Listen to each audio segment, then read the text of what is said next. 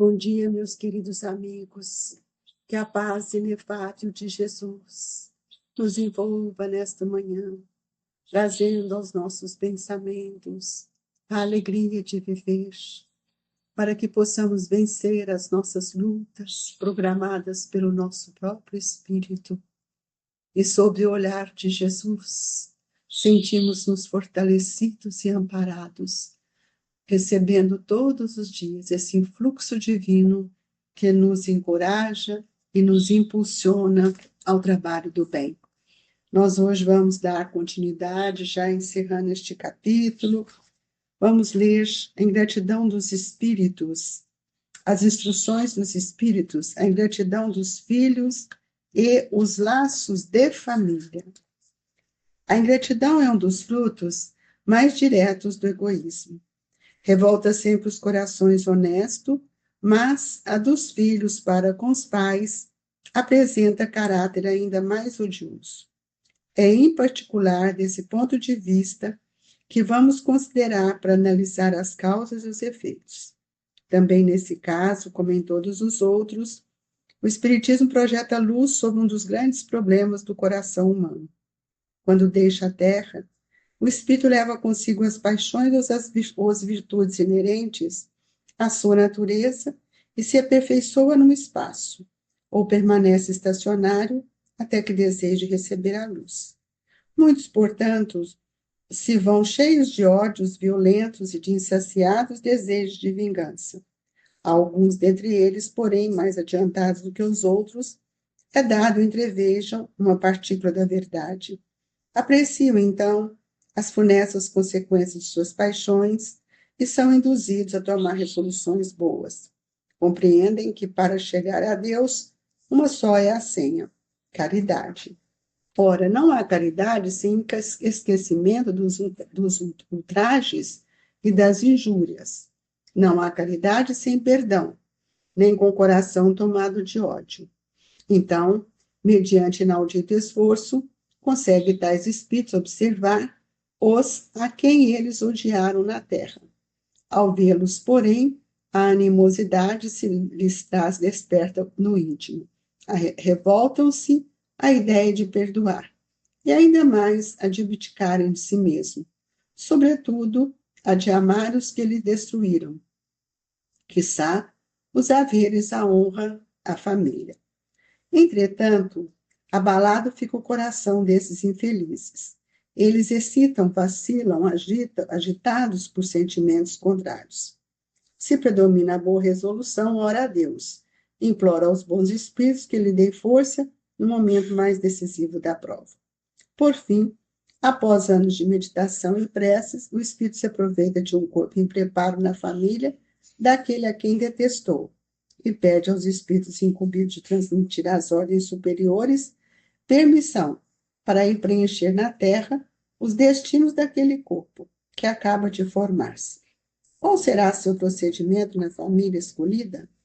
Dependerá da sua maior ou menor persistência nas boas resoluções que tomou. O incessante contato com seres a quem odiou constitui prova terrível, sob a qual não raro sucumbe, se não tem ainda bastante forte a vontade. Assim, conforme prevaleça ou não a resolução boa, ele será o amigo ou inimigo daquele entre os quais foi chamado a viver. É como se explicam esses ódios, essas repulsões instintivas que notam da parte de certas crianças e que parecem injustificáveis. Nada com efeito, naquela existência, há podido provocar semelhante antipatia. Para se lhe aprender a causa, necessário se torna volver o olhar ao passado.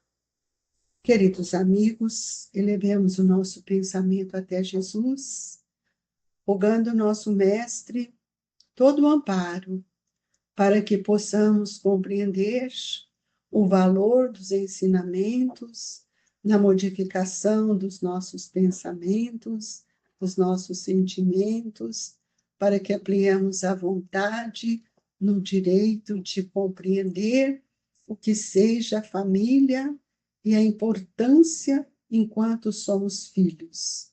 Por isso, Jesus, nós te imploramos que nós não venhamos a caminhar sobre a ingratidão, mas, porém, precisamos também compreender o valor da gratidão, da ingratidão, que muitos espíritos, na condição de filhos, ainda não foram capazes de sentir a grandeza da reencarnação. Que Deus nos proteja, que Jesus nos abençoe, agora e sempre. Queridos amigos, nós estamos falando de família, nós estamos falando de sentimentos, e hoje nós estamos abordando a ingratidão, que é um dos frutos mais diretos do egoísmo. E quando a gente traz o egoísmo dentro de nós, nós precisamos considerar que esses pensamentos, eles são inerentes àquilo que é nosso, que nos pertence, que pertence ao ser espiritual que nós somos. Muitas vezes nós esquecemos que somos espíritos e não valorizamos tudo aquilo que Deus tem nos concedido. Portanto, nós vamos lembrar que a reencarnação, ela é um processo planejado. Não é uma coisa que vem por acaso. O espírito, no mundo espiritual, na verdadeira vida do espírito, ele se percebe, ele é capaz de perceber a sua vestimenta perispiritual, ele é capaz de perceber os seus sentimentos, e ninguém evolui com pendências diante da lei de Deus, especialmente a lei do amor.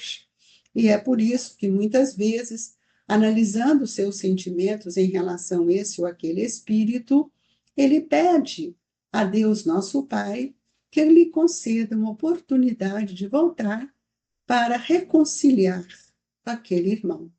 Quando Jesus nos traz no Evangelho, reconciliai-vos enquanto estáis a caminho, eu preciso entender que para que eu reconcilie, eu também preciso compreender o que é o verbo conciliar.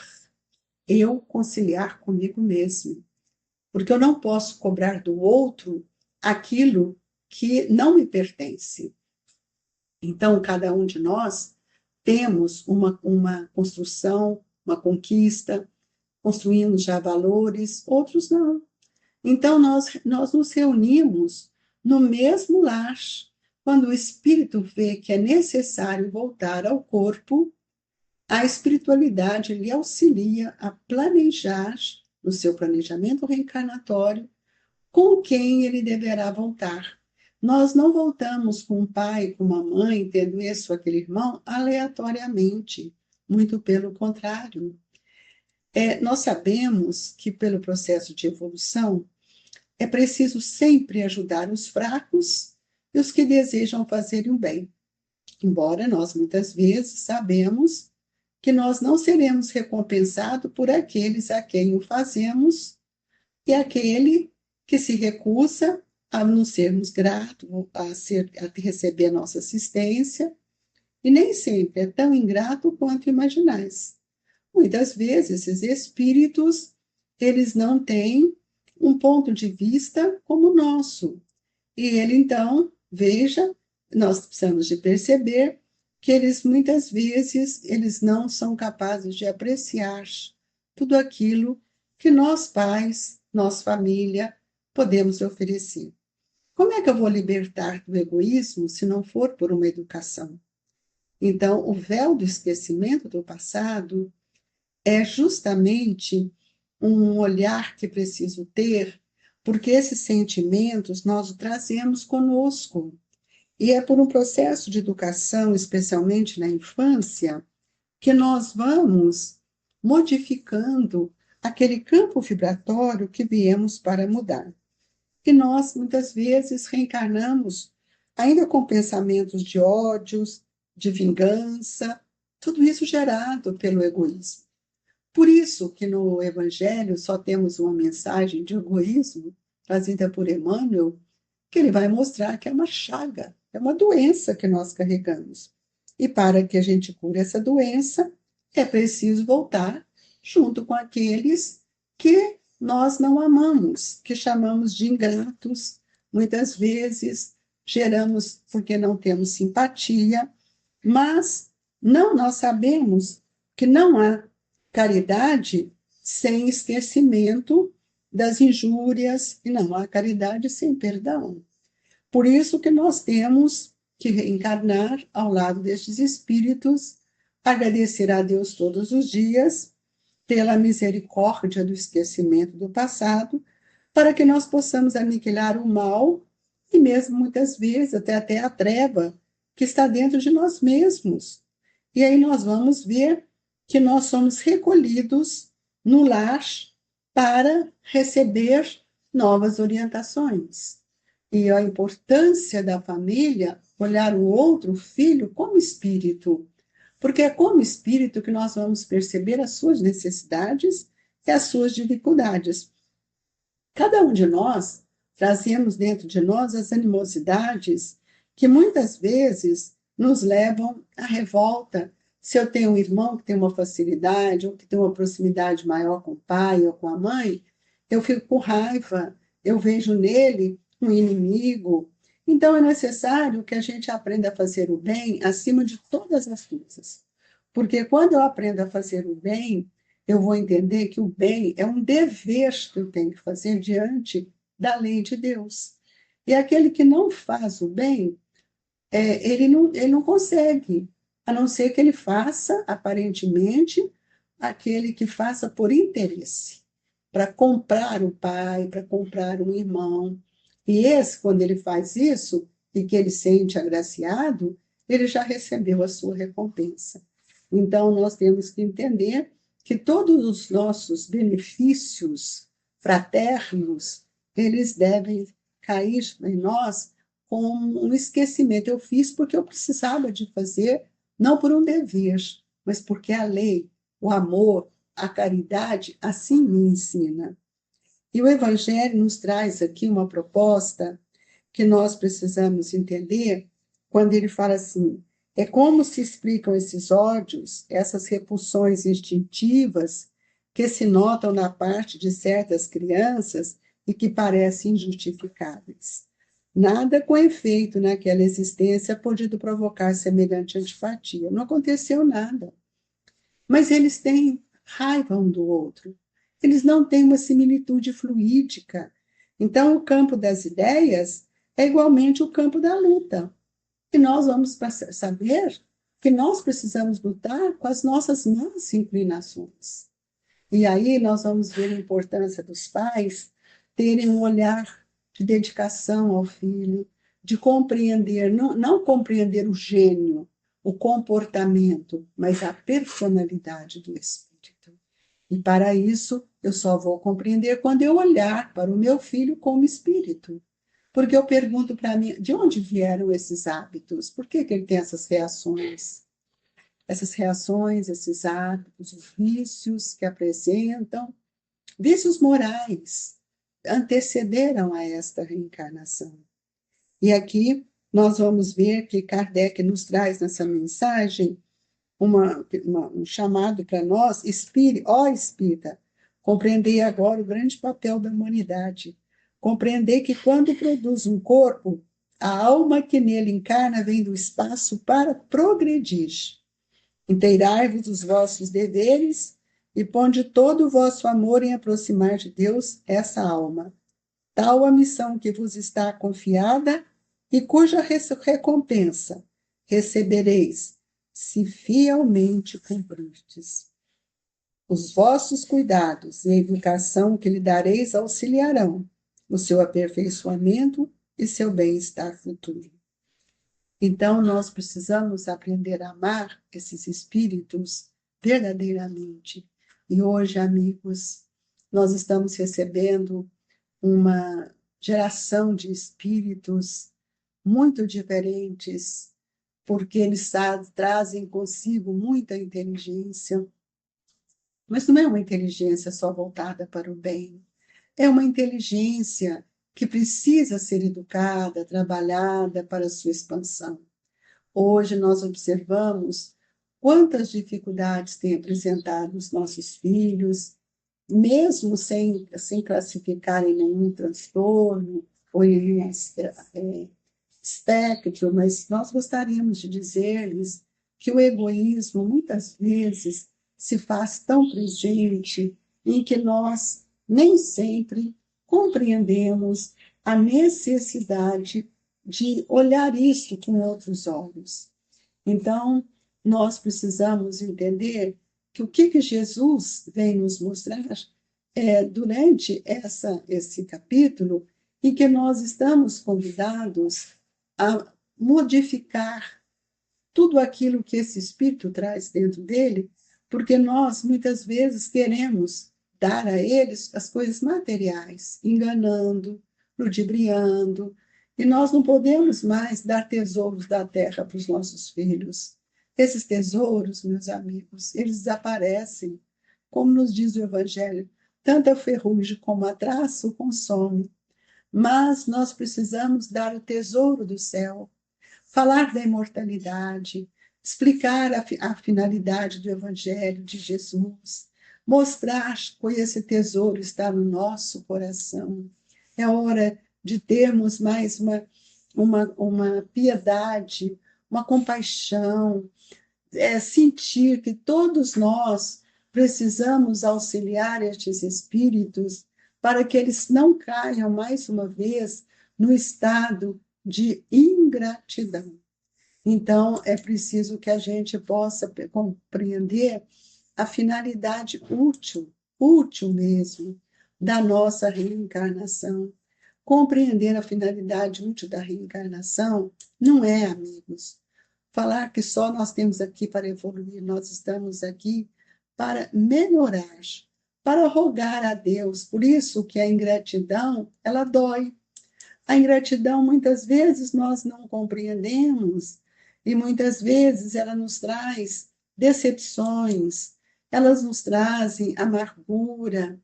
Então, nós vamos ver que Allan Kardec traz no Livro dos Espíritos, na pergunta 937, ele diz: para o homem de coração, as decepções oriundas da ingratidão e da fragilidade dos laços da amizade não são também uma fonte de amarguras? Ele responde: são.